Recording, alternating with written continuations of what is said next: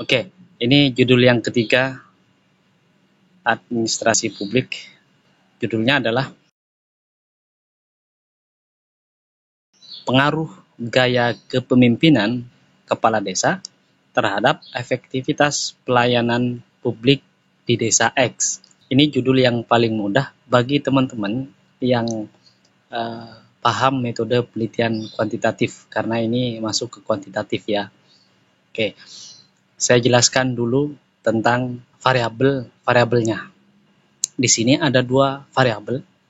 Variabel X-nya atau variabel independennya adalah gaya kepemimpinan. Gaya kepemimpinan kepala desa dalam hal ini ya. Kemudian variabel Y-nya adalah efektivitas pelayanan publik di desa.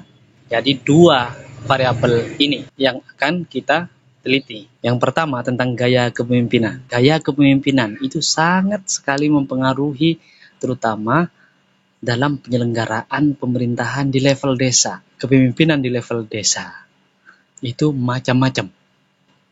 Ada yang tipe kepemimpinan yang demokratis gitu misalnya, dalam mengambil satu keputusan, kebijakan terkait dengan pelayanan publik, biasanya dia selain mengacu kepada peraturan perundang-undangan yang berlaku, dia juga menghimpun pendapat-pendapat dari aparatur desa yang lain dan juga masyarakat.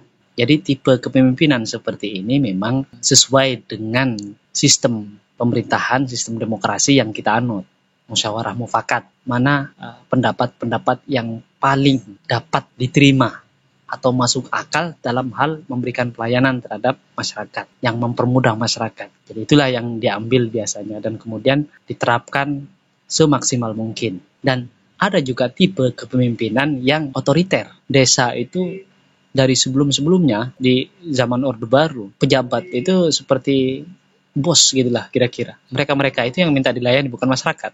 Kan gitu. Kemudian tentang efektivitas pelayanan publik. Sekarang itu menjadi tuntutan utama dalam setiap penyelenggaraan negara atau penyelenggaraan pemerintahan di berbagai level, terutama di desa, di mana di desa tidak efektif, dari sini dilempar ke sana, dilempar ke sini, harus melalui prosedur apa, prosedur ini, manual lagi. Kadang-kadang ada yang seperti itu. Padahal eranya sekarang era teknologi, di mana kita sekali klik sudah dapat pelayanan publik. Harusnya seperti itu, yang ideal. Tapi malah justru banyak yang tidak efektif seperti itu. Ini menjadi permasalahan-permasalahan yang nanti mungkin bisa dituliskan oleh teman-teman yang tertarik mengambil topik ini. Oke.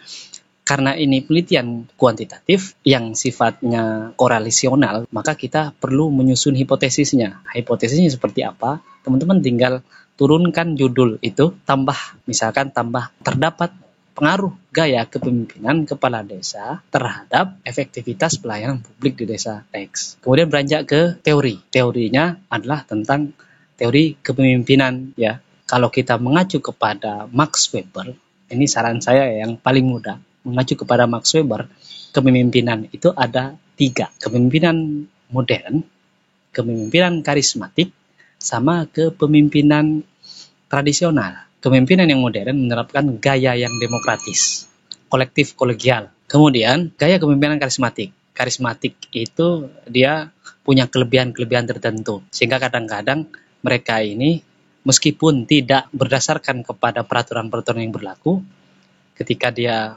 mengatakan sesuatu, biasanya langsung diikuti, punya kelebihan-kelebihan tertentu, sehingga dia diikuti gitu.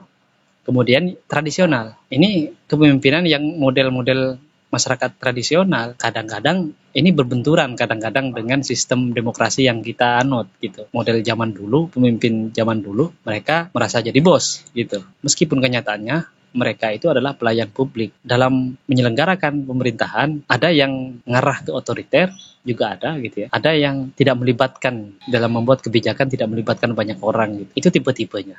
Jadi itu bisa dijadikan sebagai landasan teori. Kemudian tentang cari juga konsep-konsep tentang efektivitas pelayanan publik. Cari saja, itu pasti banyak. Baik melalui peraturan perundang-undangan dan juga melalui konsep-konsep pelayanan publik yang baik bagi pemerintah atau bagi penyelenggaraan pemerintahan. Kemudian kita beranjak ke metode penelitiannya. Jadi metode penelitiannya di sini adalah penelitian kuantitatif, sifatnya korelasional. Karena ini ingin melihat korelasinya antara variabel X dengan variabel Y. Misalkan kita mau menyusun angketnya seperti apa gitu, misalkan susunlah berdasarkan indikator-indikator itu, indikator-indikator yang dibuat. Misalkan indikator kepemimpinan desa yang demokratis itu seperti apa, ya. Indikator kepemimpinan desa yang karismatik itu seperti apa, dan seterusnya dan seterusnya. Itu untuk judul yang ketiga. Kita lanjut ke judul yang keempat.